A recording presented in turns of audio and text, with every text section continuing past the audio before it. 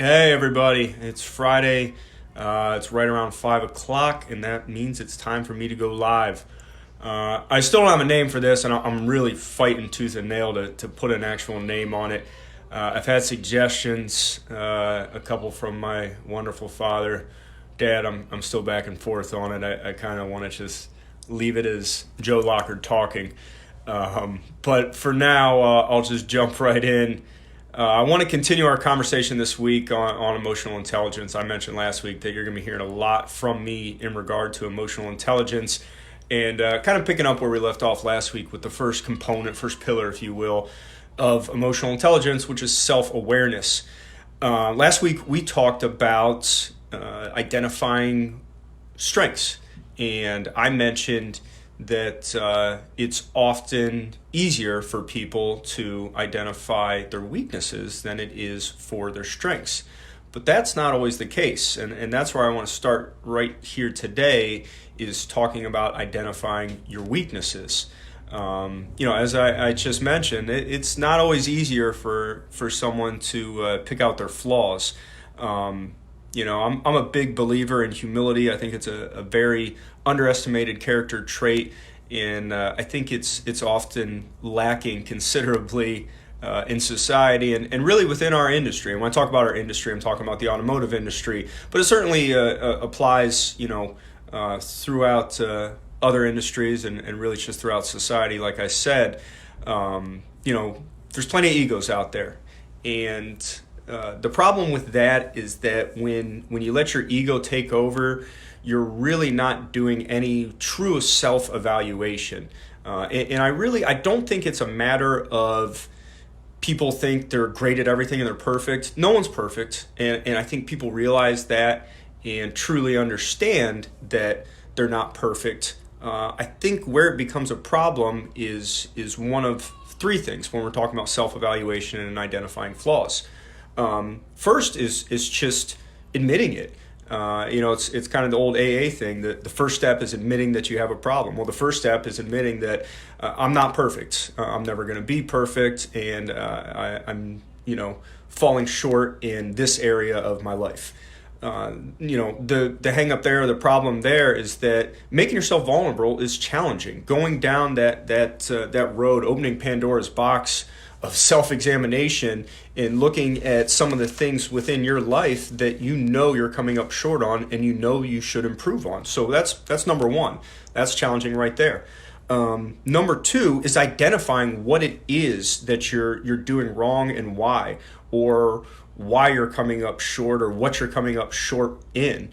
It certainly doesn't do you any good just to admit, I stink. Well, what specifically are you not fulfilling within your life or coming up short? And then, like I said, more importantly, or most importantly, why? Why are you continually coming up short in that one area or in that one aspect of your life?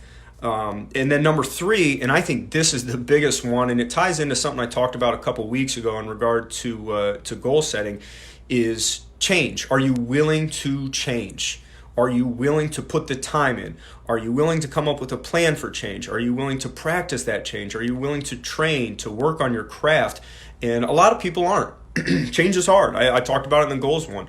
Change sucks. Change is really, really hard. And that's, even if people can do the first two parts of the self-examination to find your weaknesses, they get stuck on that third one of, I don't want to put in the work. I don't want to change. So it's easier to just block, there's nothing wrong. I don't have anything wrong with me. I'm good. This is fine. And just, kind of trick yourself into thinking everything is fine, like I just said, and that this isn't an area of weakness for you, and it isn't something that you need to work on. Path of least resistance, if you will, is something that all of us struggle with and probably fall prey to. Applying this to something that we've come across within AutoMax is technician recruiting. We've been recruiting technicians for, it's been probably 4 or 5 years now. Obviously, a hugely, Bobby Post with the seniors. Bobby, what's up? Sorry, everybody. Bobby Post is making an appearance and dropping a seniors, so I had to say something. What's up, Bobby? Thanks for stopping by. Something that we've come across, throughout the industry is the struggle with recruiting technicians. And obviously as a recruiting company, that's something that we have to have an answer for. Well, as I mentioned, we've been doing that for about 5 years. And to be 100% honest, for maybe all but 2 of those years, we sucked at it. We weren't very good at it. We would run campaigns and do our best. And, maybe we get the job done, maybe we don't, but we stunk at it. So we had to do some hard self-examination as a company, find out, again, identify, first admit that we weren't good at it, find out why we weren't doing good at it, and then, of course, make the changes, do the things necessary, take the steps necessary, and follow your plan. Be deliberate about it, day to day, week to week, every single minute. Just make sure you're following that plan that you laid out when you identified you had a problem and you needed to fix that problem. And since that, I feel 100% confident in saying that we really are the best technician recruiting company in the country. I don't know anyone that's doing as much technician recruiting as we are, or has the ability to find and staff technicians, in the capacity that AutoMax does. But again, it started with just identifying that we stunk at something. It's a big first step. So, what can you do? What can you do once you've found this out? Obviously, we talked about one of the things you can do, and that's change. 1, 2, 3, fix it. Obviously, there's more to it than that. And again, like I said, I talked a couple weeks ago about goal setting and the process of change, and the best way to undertake that and some of the things you need to do down that path. But another option, and this is a hard one. It comes up a lot in our industry and really just in the business world in general. And that's that no matter how much you improve at something and no matter how good you get at something, there's a pretty good chance that there's always going to be someone out there that's better at it than you are. And you should go find that person and get them to work with you, or get them to be your friend, or surround yourself with that person. One of my favorite quotes is, if you're the smartest person in the room, you need to find a new room. You're not in the right room. Surround yourself with smart people. Every successful leader, whether it's in the world of business, politics, families, husbands, wives, any successful leader knows to surround themselves with complementary parts and with smarter people that are more apt, more skilled, just more fine-tuned into the areas where you come up short. And again, I'm not saying quit and just give up and give it to somebody else and throw it in their lap. You should always improve and strive to improve and work on your areas of weakness. But at the same time, there's a big pitfall within not just the auto industry, but a lot of industries, of surrounding yourself with mediocre yes men and yes women who aren't really challenging you, aren't complementing your skill set and picking you up in the areas where you maybe fall a little bit short. I got to do another sports analogy, and again, I apologize for anyone who's watching that isn't a big sports fan. It's just kind of the way my brain works. When I start thinking of these things, I'm like, it's just like football. It's just like sports. Bill Belichick, the greatest coach of all time. And I know there's some old timers that are exceptional, that have done great things. Paul Brown, Lombardi, obviously. There's a lot of great coaches. In my opinion, we've never seen anything like Bill Belichick. I'm just establishing that Bill Belichick's the greatest football coach of all time. That being said, Bill Belichick does not set the offense, call the plays. He doesn't have a whole lot to do with the offense of that team anymore. Now, they're struggling this year, but obviously I think we can say that's an outlier over the past 15, 20 years, and the offense has been exceptional. Now, is that to say that Bill Belichick doesn't know how to run an offense, that he couldn't do it if he needed to? No, he could absolutely do it. He's a defensive-minded coach, but, if you are sitting here trying to tell yourself that Bill Belichick doesn't know how to run an offense, you're wrong. He can. He just knows that his time can be better spent working on his strengths, working on the defense, working with the defensive coordinator, than it is working on the offense, because he can find someone who's smarter than him at running the offense, that can call plays better than he can, and he's going to let them do it. It's just good leadership. He focuses his efforts on other things and plays to his strengths. Apply it to the automotive industry, same thing.